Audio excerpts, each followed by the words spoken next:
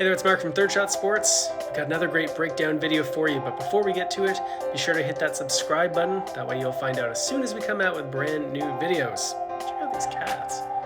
Okay, let's get to it. All right, this is from the 2018 USA Pickleball Nationals. On the right-hand side of the screen, you see Jardim and Carr. They're taking on Lucy Kovalova and Tereschenko. And this is a really great point with a lot of interesting aspects to it. So let's watch the end of the point and then we will break it down.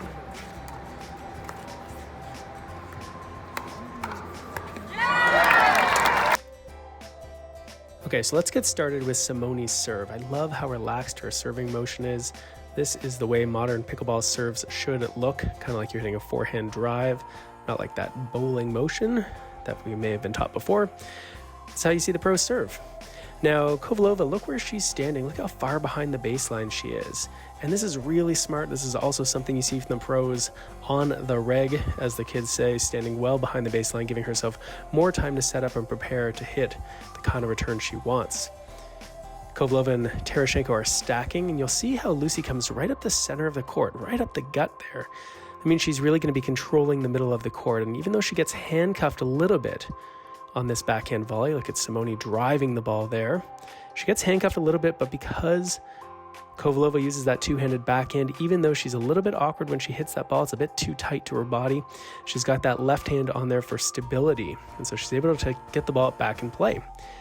Now, because Jardim, you can see where she's hitting this ball from. She's well on the right side of the court.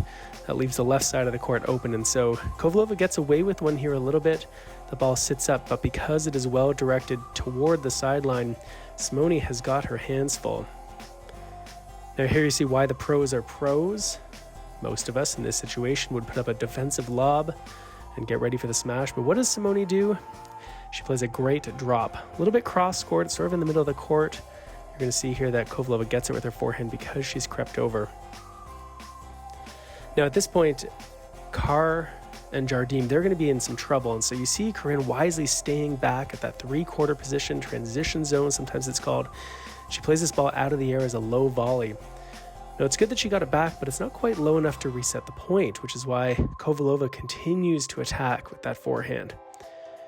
Notice how Corinne backed up a little bit more here, again, buying herself more time, and that really minimal backswing along with a stable paddle face makes it easier for her to get the ball back in play. Kovalova's got such a great overhead smash, but because Jardim and Carr are so far back, they've got the time they need to handle it.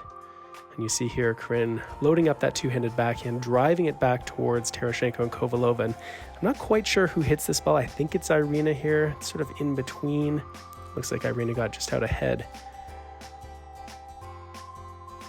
And so now, all of a sudden, Carr and Jardim, they have a chance to get back in the point. You'll see here this volley doesn't do a whole lot, although it almost trips up Jardim and Carr. You can see here they get their signals crossed a little bit. Corinne does play a good drop, despite being a little mixed up with Simone there. And of course, if you play a good drop, that is the signal to start to move forward here.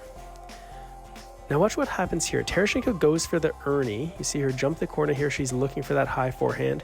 She gets caught a little bit in tight here, so she gets it back, but it's not a good shot.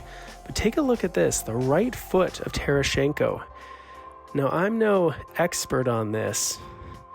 I'm not wearing my binoculars. It's a little bit tough to see from the angle here, but there's a good case to be made here that this was actually a non-volley zone infraction, that right toe of Tereschenko. Anyway, it doesn't get called. The point continues. And you'll notice here that as Tereschenko goes over to play that Ernie, look where Kovalova has moved. She's well on the left side of the court now playing this ball, and that's a really important skill. You see the pros are so good at covering up for each other when one of them has to move off to the extremes of the court. And Lucy smartly just plays a little backhand volley back in play, keeping it low, and that's going to let Tereschenko get back in the court. Simone gets a little bit lucky there. That ball gets behind her, but it does stay low enough, and now you got a bit of a dinking battle here. Tereschenko looking for another Ernie opportunity until Lucy finally gets the high ball here. Corinne was a little overly aggressive with this forehand. It wasn't quite high enough to attack, especially against players who have the quality volleys that Kovalova and Tereschenko do. You see Lucy, even though she's backing up here, she's able to get that ball down. And it's not so much that she hit that ball hard, but it was just on such a downward trajectory, made it almost impossible for Carr to handle. And Lucy is fired up, loving that finish to the point. All right, let's take a look at it one more time. Top quality women's doubles pro pickleball. The 2018 USA Pickleball Nationals. Good stuff.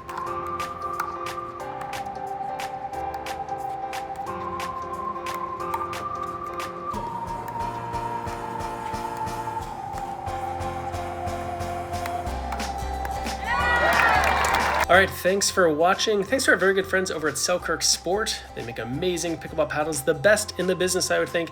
And did you know that their paddles even work in space? See you next time.